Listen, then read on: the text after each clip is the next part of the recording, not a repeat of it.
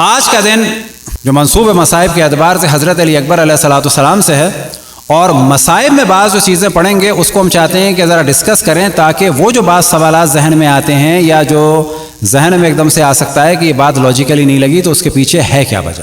سب سے پہلے ہم ڈسکس کرتے ہیں کہ حضرت علی اکبر، آیا حضرت علی اکبر بڑے تھے یا امام زین العابدین علیہ السلام بڑے تھے؟ زیادہ جو مشہور قول ہے شیخ مفید کے ذریعے سے وہ یہ ہے کہ امام زین العابدین علیہ السلام بڑے تھے، یعنی 23 کے تھے، اور حضرت علی اکبر علیہ السلام جو ہیں وہ 18 کے تھے۔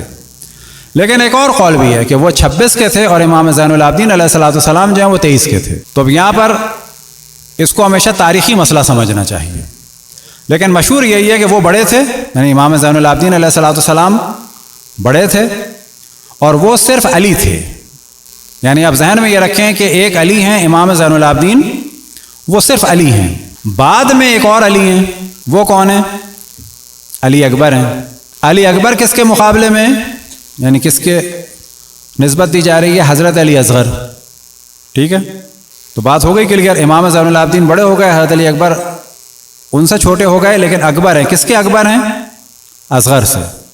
لیکن حضرت علی اصغر تو ابھی 6 مہینے کے ہیں، تو پھر کیا ہوگا؟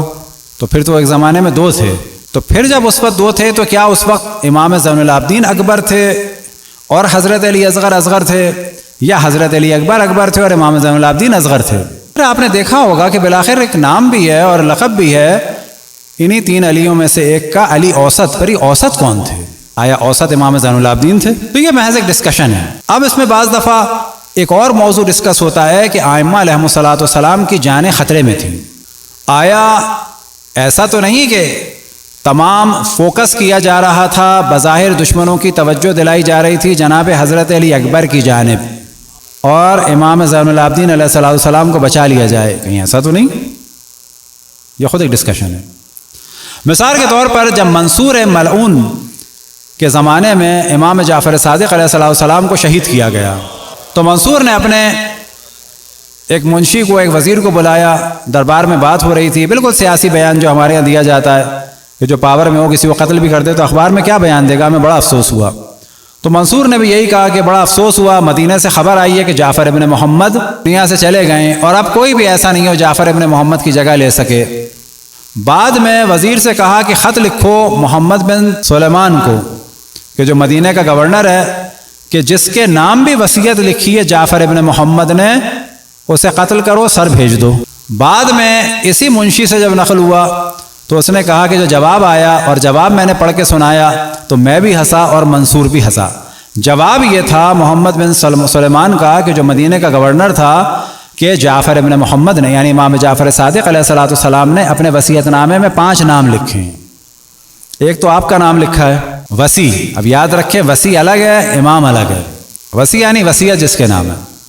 ایک تو آپ کا نام لکھا ہے، ایک میرا لکھا ہے، اور ایک اپنی زوجہ کا لکھا ہے حمیدہ خاتون کا، اور ایک اپنے بیٹے کا لکھا ہے عبداللہ کا، اور ایک اپنے دوسرے بیٹے کا لکھا ہے موسیٰ کا۔ کون موسیٰ؟ امام موسیٰ کاظم علیہ السلام۔ اب اس دور میں امام نے اس طریقے سے ان کو ایک طرح سے کنفیوز کیا، اور اس کے بعد اس نے خط لکھنے والے نے کہا بتائیں میں کس کا سر بھیجوں، یعنی اپنا یا آپ کا، یا حمیدہ خاتون کا، یا مثلا موسیٰ کا، یا عبداللہ کا۔ اب یہاں سے امام موسیٰ کاظم علیہ السلام کے بچانے کے لیے اہتمام ہے۔ اب ضمن میں بتاتے چلے کہ عالم اسلام میں 3 اہم خواتین کہ جنہوں نے بڑے اہم مرحلے میں کام انجام دیا، تو اس میں سب سے جو اہم ہے وہ تو حضرت فاطمہ سلام اللہ علیہا ہیں، لیکن بعد میں جو ہیں حضرت زینب ہیں، اور ایک حضرت حمیدہ خاتون ہے، اور ایک امام حسن عسکری علیہ السلام کی زوجہ ہیں جناب حضرت حدیث خاتون۔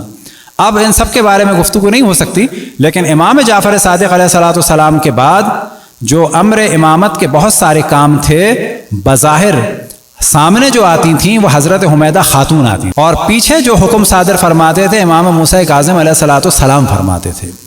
عیناً یہی کام کربلا میں ہوا ہے کہ بظاہر جو ذات آگے آتی تھی وہ سابقہ امام کے مشن کی اور خون کی محافظ تھیں، اور موجودہ امام کی جان کی محافظ تھیں، اور وہ تھیں حضرت زینب صلوات اللہ وسلام علیہا۔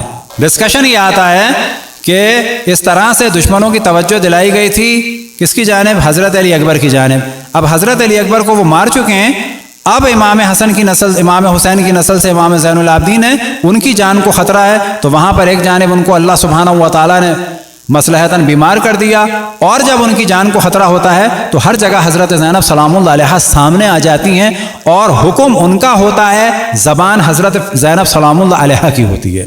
لہٰذا حضرت زینب سلام اللہ علیہا کے بارے میں ہم مختصر سی گفتگو کریں کہ امام کے وقت یہ جو ان کا بلند مقام ہے وہ اس وجہ سے ہے کہ امام کی موجودگی میں جو احکام صادر ہوتے تھے وہ ان کی زبان سے صادر ہوتے تھے، اور وہ امام وقت کی جان کی محافظ تھی، اور شہید امام کے مشن اور ان کے خون کی محافظ تھیں۔ تو حضرت زینب سلام اللہ علیہ اگر آپ دیکھیں، دو اماموں کی امامت، دو اماموں کے مشن، اور ایک امام کے خون اور ایک امام کی زندگی بچا رہی تھیں۔ تو یہ ایک ڈسکشن آتا ہے اکبر اور اصغر کے بارے میں۔